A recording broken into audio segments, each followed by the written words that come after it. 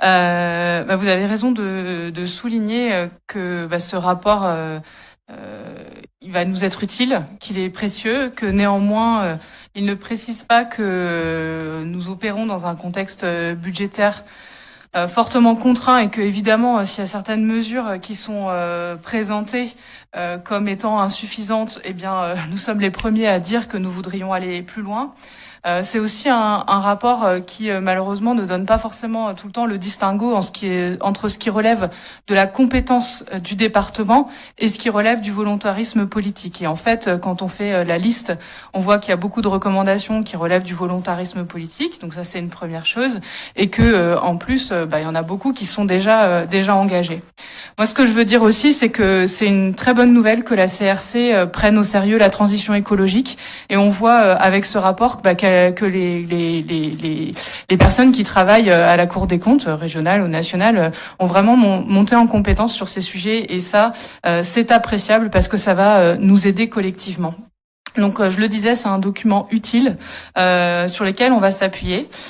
Dire qu'il y a beaucoup de choses qui sont déjà engagées. Donc, il y a notamment toute une partie, évidemment, sur la sobriété foncière, sur le zéro artificialisation nette, sur la protection des espaces naturels et agricoles, sur lesquels on est déjà au travail. On adoptera d'ailleurs une feuille de route sur le ZAN en fin d'année. Sur la commande publique, le SPASER qui a été travaillé dès le début de ce mandat pour rajouter des critères environnementaux et augmenter la part de la note que nous donnons sur les marchés, sur les critères écologiques.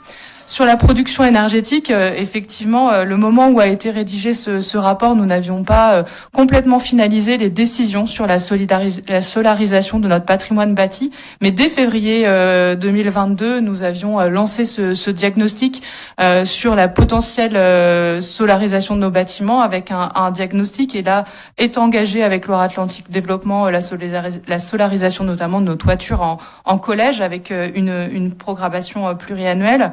Sur le plan climat de 2012, c'est vrai, mais là aussi, en fait, au moment où était rédigé ce rapport, nous n'avions pas encore adopté la stratégie d'atténuation que nous avons adoptée au printemps avec une trajectoire de moins 25% de réduction de gaz à effet de serre.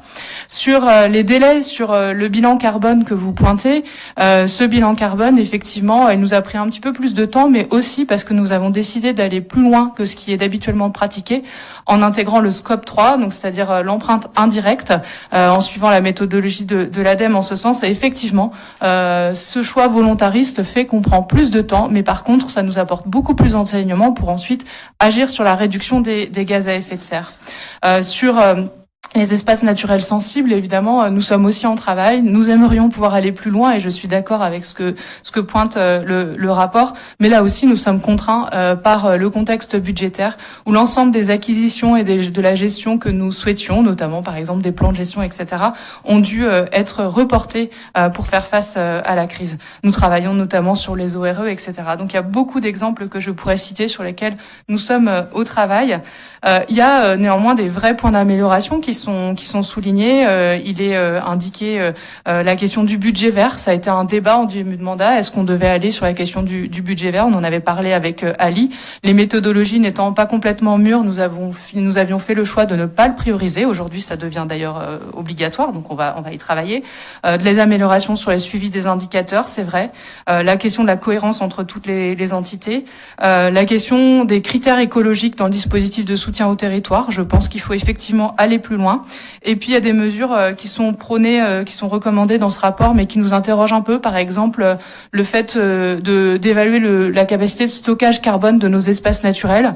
Faut-il faire des études et des mesures ou faut-il privilégier l'action de protection des espaces naturels dans des capacités limitées?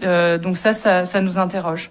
Ce que je peux vous dire, c'est qu'il y a quasiment pas un point de ce rapport qui ne soit pas déjà dans nos radars ou en train d'être travaillé, que l'ambition, elle est là, c'est clair.